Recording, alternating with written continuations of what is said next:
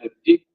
Jika bukan sahaja mengukuhkan hubungan perdagangan dua hala, tetapi juga menjamin akses yang lebih baik dan terjamin kepada pasaran Amerika Syarikat yang luas.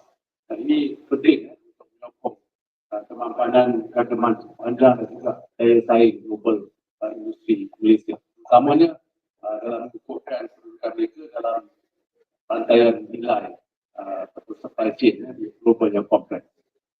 Melalui gabungan konsensi tarif dan komitmen komersial, kita telah menjamin penurunan dari 25% hingga 19% taraf tarif. Kita juga telah mendapat komitmen yang lebih baik dari Amerika Syarikat, iaitu pengecualian 1,711 talian tarif daripada pengenaan tarif 19%. Meliputi ekspor utama Malaysia seperti minyak sawit, barangan berasaskan getah, produk pokok, komponen dan juga alat ganti pesawat dan pharmaceutical yang secara kolektif menyumbang hampir 12% daripada jumlah ekspor kita ke Amerika Syarikat. Jadi ini menjamin daya saing yang berterusan untuk ekspor Malaysia di pasaran Amerika Syarikat. 12% ini lebih kurang 52 bilion US dollar. Selain itu, komitmen oleh Malaysia di bawah perjanjian ini akan diberi pertimbangan sewajar dalam keputusan Amerika Syarikat berkenaan Seksyen 232 Akta Pengembangan Perdagangan 1962. Jadi hal ini akan melibatkan produk seperti produk. Dari segi manfaat pada industri Malaysia dengan tarif import yang lebih rendah, produk Amerika Syarikat boleh memasuki pasaran Malaysia dengan lebih mudah dan berdaya saing. Ini menjadikan barangan berkualiti tinggi seperti peralatan ubatan, perkakasan IT dan alat ganti mesin lebih mampu milik untuk perniagaan dan contohnya pelbagai import general, komponen alat kanser dan juga alat otomasi daripada Amerika Syarikat yang berteknologi canggih boleh diguna pakai sebagai timbul dan membantu penilang Malaysia meningkatkan kecekapan dan meningkatkan rasa bekalan selaras dengan nasional semasa. Terus sekitaran perdagangan lebih terbuka dan boleh diramal juga meningkatkan keyakinan pelabur, jadi syarikat Amerika Syarikat juga akan lebih cenderung untuk mengembangkan operasi di Malaysia. Terusnya ada elemen lain pasar, ada elemen lain perjanjian ini. Satu, akses pasaran, iaitu halangan bukan tarif, ekonomi digital, rantaian bekalan, mineral kita dan unsur nanti bumi. Jadi, itu adalah saya boleh beri kerahan dalam sesi soal jawab nanti.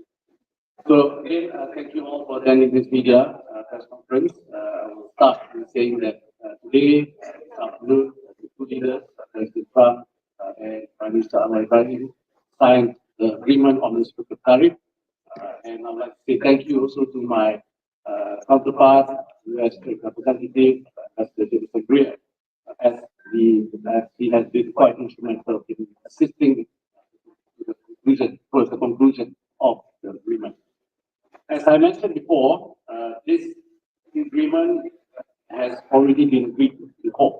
This is the official agreement that is now has been done in writing. Same point that I also shared in Parliament before. So what I'm trying to say is that there is no changes to our commitment. So there's no changes from Malaysia's commitment to the United States. In fact, the United States have actually given better access compared to what was agreed before, and also commitment to access to the market. So what has been given to us was better than what was agreed globally or before. And as you know, the United States of America is one of our biggest, largest trading partners, largest export markets as well for Malaysian exporters, and our largest investor into the country as well. Look at E&E, semiconductor, petrochemical, aerospace. Those are some of the key industries for Malaysian exporters. So by having this access to the United States and making sure that the trade flows between the two countries continue to be strong, this agreement will be good as it gives certainty to both exporters and importers at this helping trade. And as I mentioned again before, this agreement guarantees for now the tariff rate to be at 19%, and we also have received a better commitment from the United States where we had exception to 1,711 tariff line from being hit at 19%. and this includes export palm oil, rubber, cocoa, aerospace equipment, and also some parts of pharmaceutical. And this export collectively amounts to about 5.2 billion dollars of our export to the United States, which is about 12% of our total export. Apart from that, as we've seen from the joint statement, United States of America has also mentioned in that joint statement that they will give favorable consideration to Section 232 because of the tariff agreement that was signed today. And this especially relevant to us when it comes to semiconductors. And in terms of benefits to the industry, especially the Malaysian industry, with a lower tariff, 90%, cost, you can also see the imports from the United States becoming more competitive and also cheaper. This will make it easier for high quality equipment, high quality equipment machines, medical devices, IT, etc. What is good for our industry and also to our users. So that's all I want to say. There is also a few other elements in the agreement, market access, non-tariff barriers, digital economy, the supply chain, the critical minerals, and rare earth. So those are also covered, see from the announcement made. But I don't go into detail. I would like to now open the floor for questions. Thank you.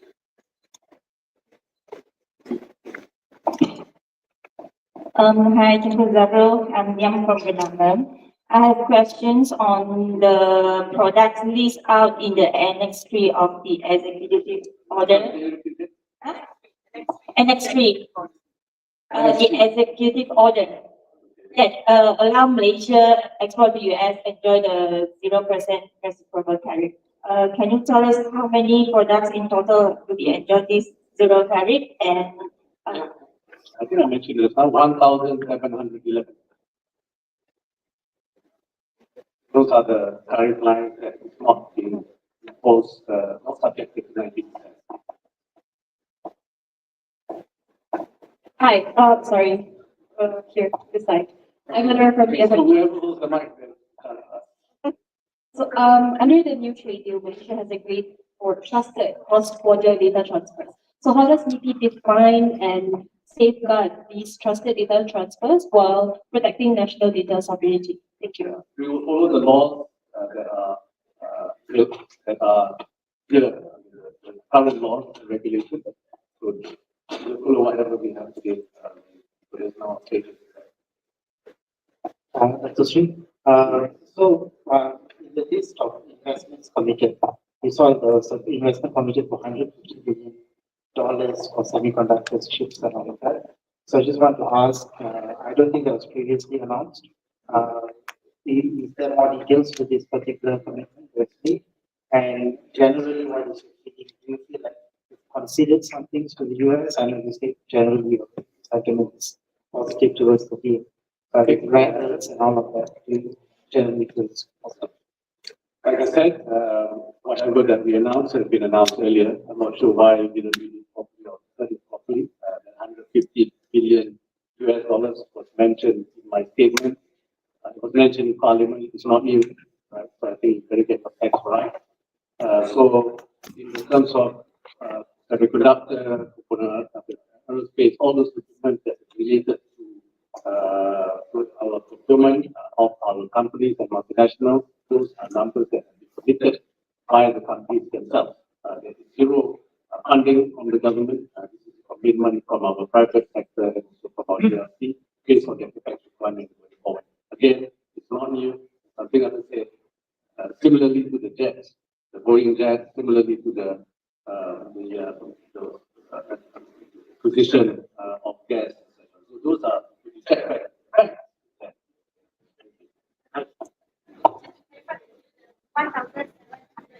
Products.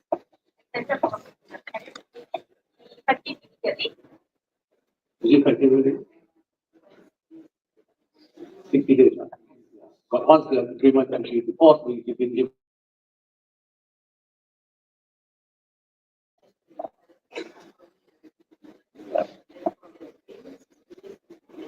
So, once we all, they will receive the letters, and it's a legal process.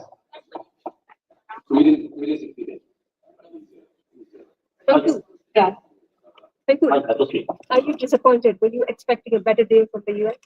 No, we were not disappointed. Like I said, we were we are satisfied with what was offered before is for Malaysia, but what we are quite about the way that we didn't have to backtrack on any of what we did before, and we also happy that, as I mentioned, on some of the guidelines, we managed to get more than what was discussed before. That's great. Okay.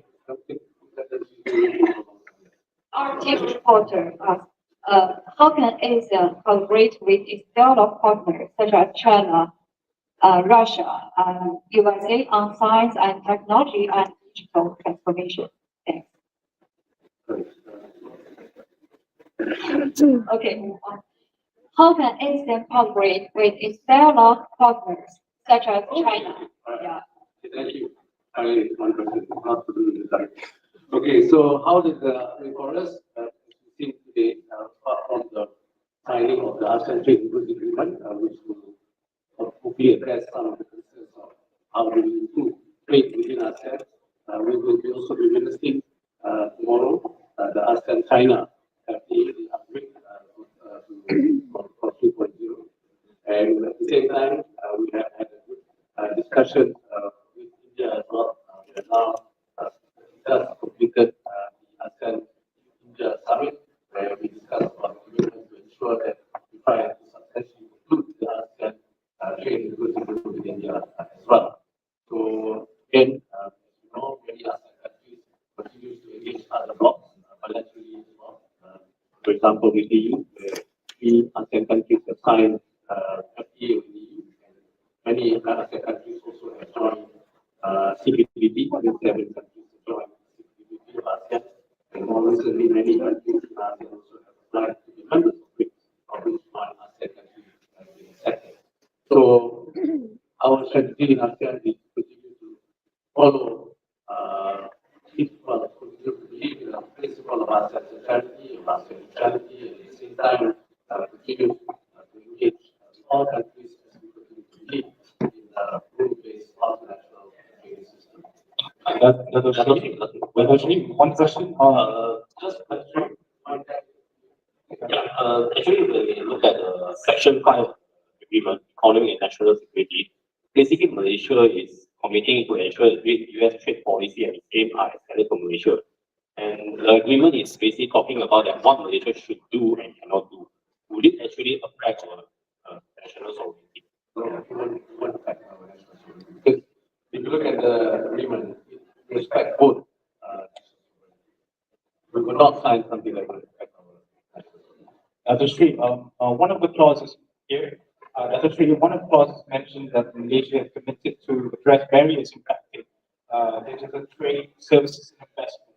Will this affect the deal with communications minister, which they have some sort of like enforce social media licensing?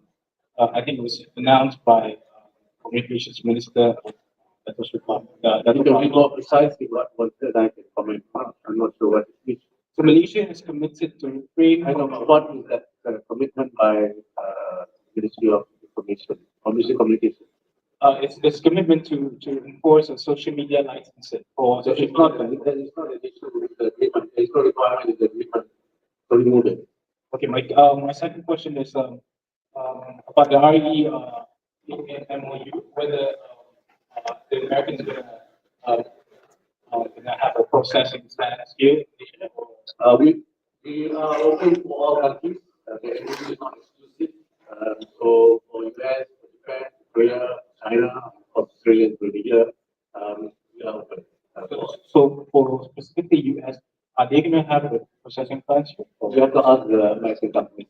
We will think that we are inviting them. We will facilitate. Minister, on the issue of transshipment, has the US provided any clarification as to what it exactly means? How much Chinese content is literally allowed into a Malaysian good before it counts as transshipped? No, there's no mention about the quantity of the percentage of transshipment. Has there been any discussion or clarification? No. Okay. And very quickly then, are you confident this is a final deal? Trump is a little unpredictable. Might the US want to revisit, or might Malaysia want to revisit the better terms in the future? For us, an agreement is an agreement. So it's not something that we're not. Basically, it's an agreement. The rest, we hope that it's hope. And of course, if there's changes, we hope that it's what I said. Okay. That is it. They have closed the new level of partnership, Please keep this. Malaysia and US, have closed the new level of strategic partnership and the new agreement on service.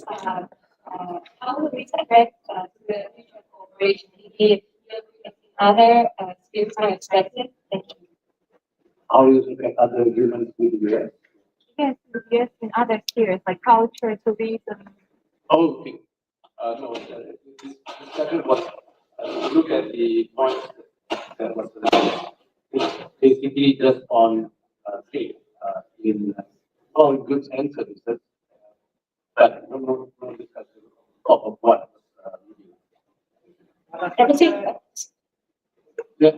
Some have claimed that there is a difference between the White House issued joint statement and also White House issued agreement. So is Malaysia bound to follow the joint statement? Yes, of course. The joint statement reflects the agreement. There is no difference. But we've agreed that joint statement was approved by cabinet.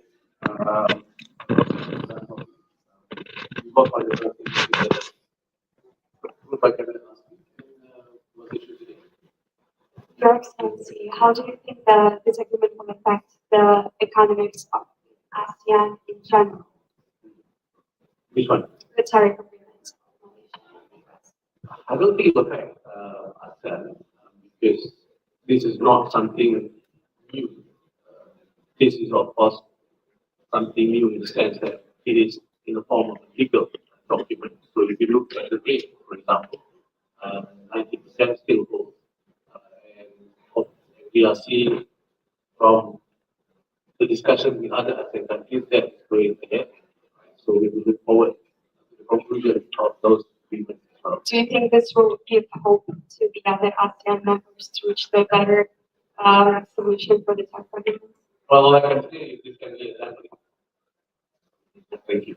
Good. Thank you very much.